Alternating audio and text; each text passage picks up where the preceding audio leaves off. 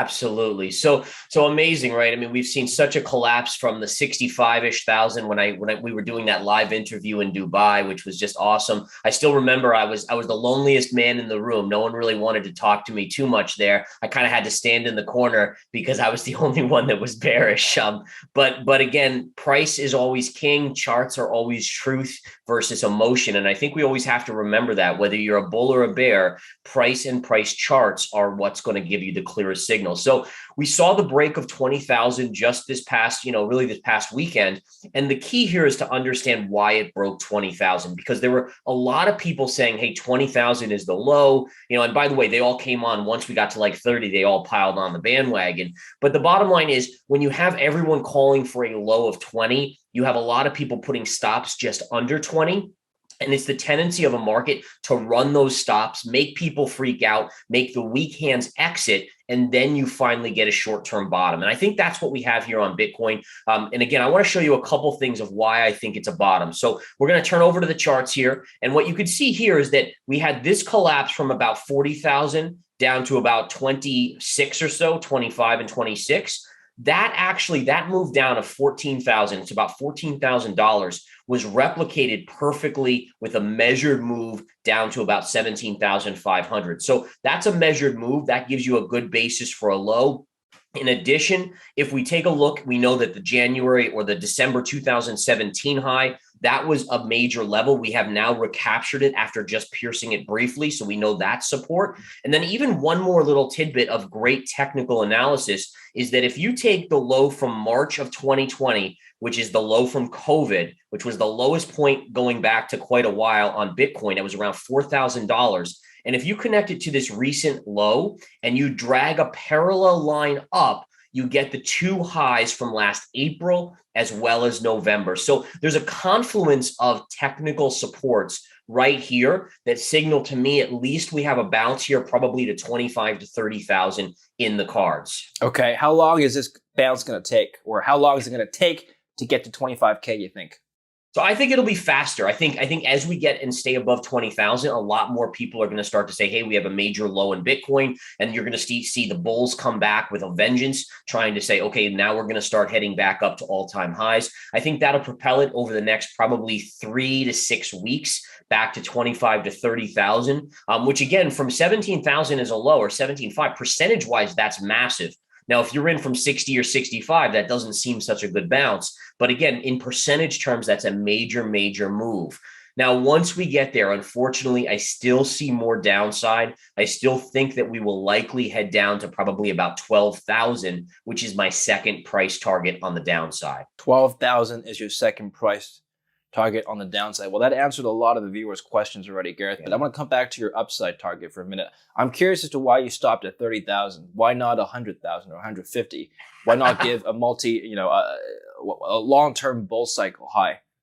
So I think it's important to recognize that I remain a long-term bull on Bitcoin. In fact, when we broke 20,000 at 19, I announced that I started my beginning hodl position. And so ever since we were at 65,000, even though I was bearish, I was always saying, hey, listen, long-term, I think there's a huge place in the economy, in the world for Bitcoin. And I think we'll get there. We'll get to 100,000, 500, maybe $1 million.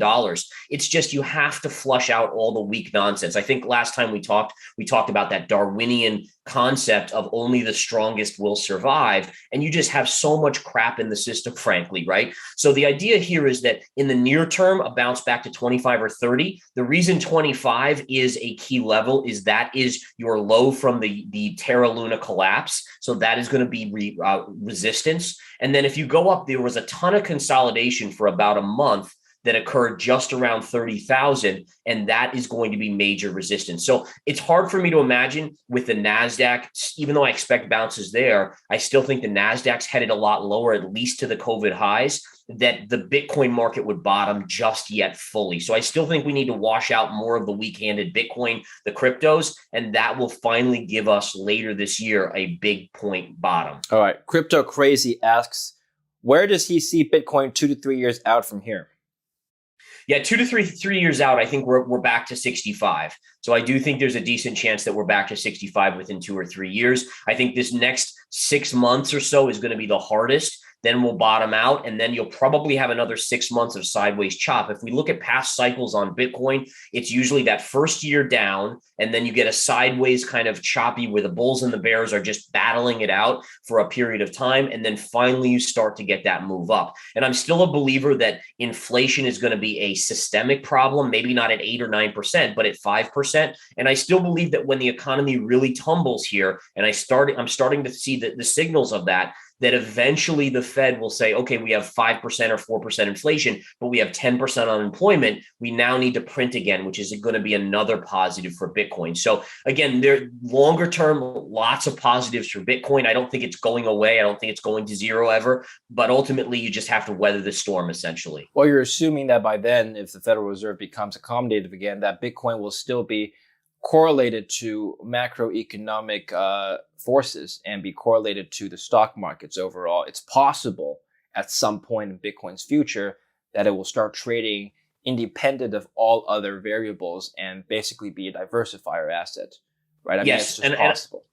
And I do believe that that will eventually happen. But the thesis that I have for the Fed being accommodative again is that the economy is going to get so bad that they're forced to, which may not necessarily make for a new massive bull run in stocks. Like I don't think the S&P or the NASDAQ are going to hit new all-time highs for years. I think we could be in a scenario like the NASDAQ was in 2000, where when you finally dumped out, it took about 15 years to make new all-time highs. But I think Bitcoin will get there a lot sooner because it's not an economic play, right? So if the economy is suffering, if you have this systemic kind of bear market longer period, that's bad for stocks. But Bitcoin, because the printing presses will start up again, that would be ultimately a bullish scenario for Bitcoin.